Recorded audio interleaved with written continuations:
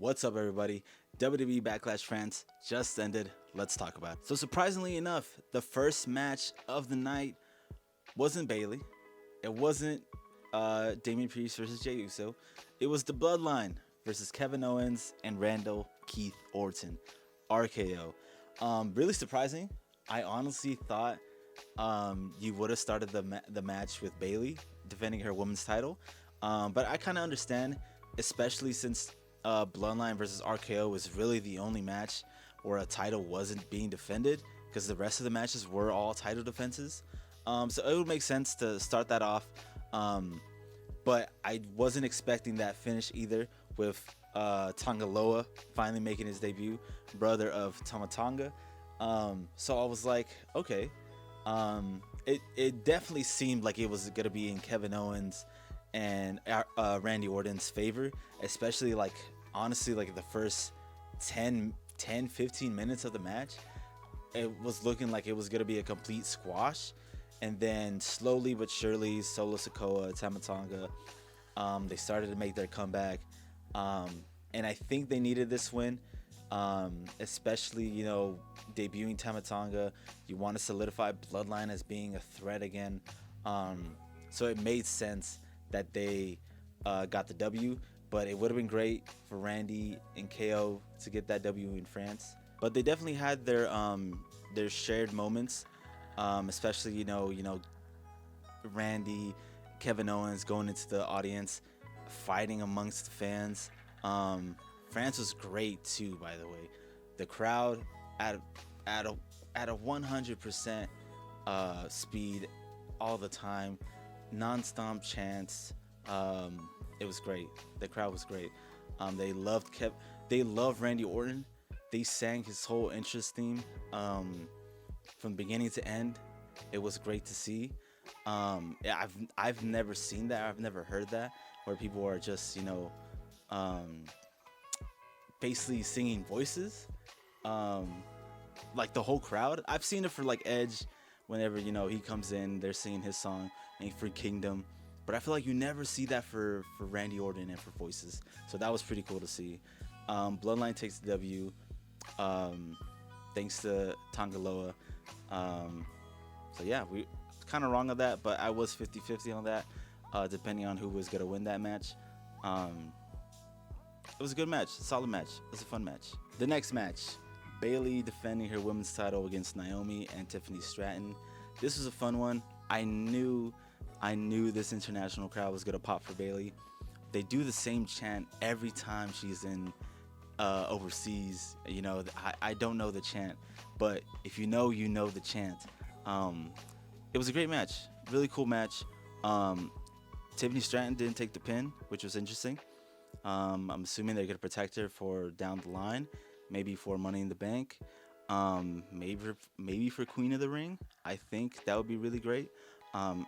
She will definitely be a great Queen of the Ring winner. So I'm assuming that's why Naomi took the pinfall, but it wasn't really a definitive pinfall. It was more like a back and forth. I roll you up, you roll me up. I got the one up on you. Oh, unfortunately, the ref counted a 3 on mine. But it was a fun match. People were popping for Naomi. The crowd was popping for Naomi. They were booing Tiffany Stratton.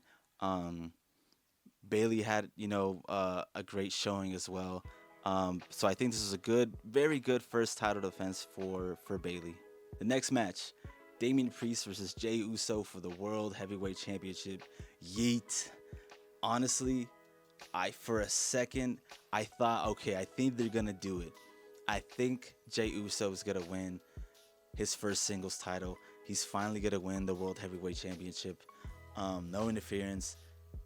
Unfortunately, no Jacob Fatu this go around. We did get Tonga Loa earlier, but still no Jacob Fatu. Whenever he's showing up, maybe he shows up with Roman. Maybe we're thinking of it wrong or something, but we'll have to wait and see.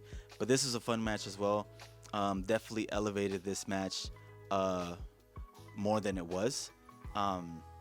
More Judgment Day interferences, setting up that storyline. Planting more seeds for the eventual turn of the Judgment Day on Damian Priest. Whether that's for good or bad, we'll have to see. That's why I know it seems like the course is heading for, Damian Priest versus Drew McIntyre at Clash of the Castle. I would still love to see a Finn Balor versus Damian Priest for the World Heavyweight Championship. I don't think it's gonna happen though. Maybe for SummerSlam, but it won't be for the title. Um, at the same time, I know Drew McIntyre has to win at Clash of the Castle.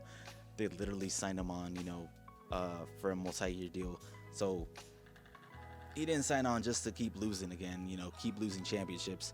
Um, so it'll be very interesting to see what happens then. Um, but yeah, it was a really great showing. I honestly, Jey Uso had so many opportunities. There were so many moments where it seemed like you kind of had, that pause and that head turner. Like I think Jey Uso's gonna win here, but unfortunately he didn't. Which is fine. I think Jey was over. His entrance was fire. His entrance was fire. Coming in through the crowd. Um, the whole beginning of the match with going section to section, just going yeet, and just getting the whole crowd involved. I think it was great. Um, Very good performance, very good singles match from Jey Uso. Definitely redeeming himself for that match at WrestleMania against his brother. But it was a good match. Damian Priest and still World Heavyweight Champion. Now I'm not gonna lie, I was kind of pressed for sleep as I was watching this. I stayed up late, um, and then I had to wake up really early, like 30 minutes before the pay-per-view started. So as the night went on, I was really getting tired. Um, and then the matches, they were trying to keep me going. So once we got to the Kabuki Warriors versus Jade Cargill and Bianca Belair, I wasn't really totally in it, unfortunately. I kind of knew what the outcome was going to be, and I think we all knew Bianca Belair and um, Jade Cargill were going to be the new women's champs. It was a fun match. I think it was kind of messy, though. I feel like there was some miscommunications. There was a moment where Kairi Sane tried to pin, I think it was Jade or something, or Bianca, um, and the ref's like, "You're not legal. You can't do that."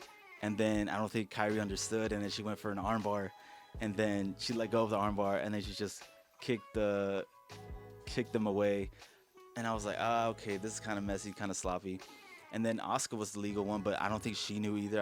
I think she fully thought that Kyrie was legal. And then Kyrie and Asuka went for another tag, and then boom, now Asuka's legal when she was illegal. But um, I don't know. It was feel it was kind of messy. There was a couple botches. Um, Definitely, unfortunately, uh, probably the worst match of the night. Um, but I think there was a great showing for Jade, great showing for Bianca. They definitely deserve the tag team champs titles. So we'll see what they do with it. Now for the main event, the first title defense for Cody Rhodes is finally here in Lyon, France, against AJ Styles, the phenomenal one. La la la la la la. I don't know what kind of chant they were doing over there in France, but it was fire.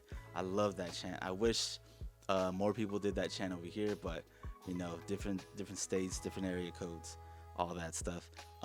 It was a great match. I think honestly, like they said, fight forever.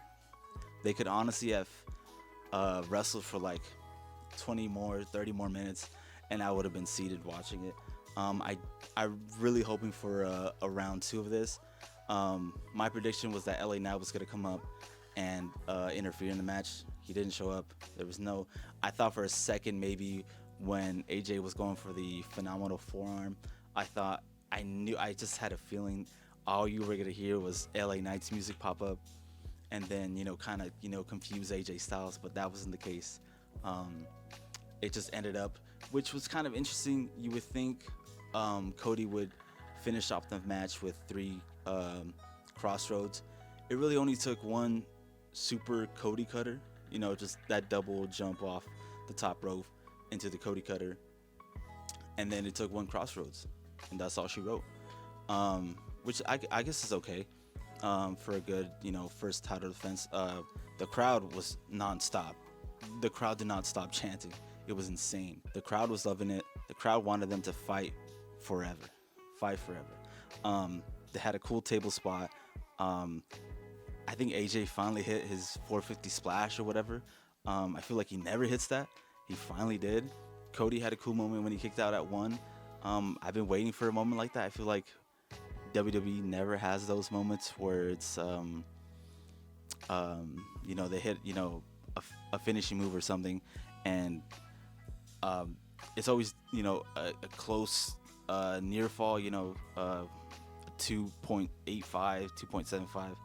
But this one, he kicked out on one, and I was like, hell yeah, we need more of those, please. But yeah, overall, this pay-per-view was fun. There was decent matches, I think. Nothing too crazy. Pretty standard stuff. Like I said, I did enjoy the Bloodline match in the beginning when Randy and Kevin Owens were wrecking shop. Bailey was fun to watch. Tiffany Stratton was fun to watch. Kind of sad that Naomi, took the pin again. I feel like she's been taking L's ever since she came back. Damon Priest, Jey Uso, real fun match too. And then they had a little backstage moment too as well with Jey Uso and the Bloodline. Paul Heyman looking very distraught and just like, I'm sorry, like I don't know what to do anymore, but I have to keep going. Part of this, I'm part of the Bloodline. Kind of almost like a call for help, which is kind of interesting. So a lot of seeds are planted for future stories, long-term storytelling. So I think that's probably part of the ups and downs. Match of the night obviously has to be Cody Rhodes and AJ Styles for the WWE Undisputed Championship. Best match of the night so far. I'll be interested to see what the star ratings are for this. But in the end, it doesn't really matter. It just matters if you had fun with them. Honestly, it's a close. It's either my favorite match was either Damon Priest and Jey Uso, or Cody Rhodes versus AJ Styles. Definitely those two matches were the most fun for me. Would have liked Jey Uso to win his chip again, and then go into Clash of the Castle, and eventually lose to Drew McIntyre. I think the story would have been there, but the story is just the same for Damian Priest, especially with them fiddling around with Judgment Day forever, him and Drew. I have a theory that maybe Drew McIntyre becomes the new leader. We'll have to wait and see. But yeah, fun match, fun card. Let me know what you guys think down below. Did you guys enjoy this? What was your match of the night? Like I said, Cody Rhodes, AJ Styles, Damon Priest, Jey Uso. That was pretty much my favorite part of it. I'm surprised there wasn't any segments or anything, like that. Like a return, like John Cena showing up again or something like that. John Cena pop in France would have been insane. But yeah, let me know what you guys think down below. What was your favorite match of the night? What was your favorite moment of the night? Did you get something right? Did you not get something right? Did your predictions come true? Let me know. Talk to me in the comments. Catch y'all on the next one.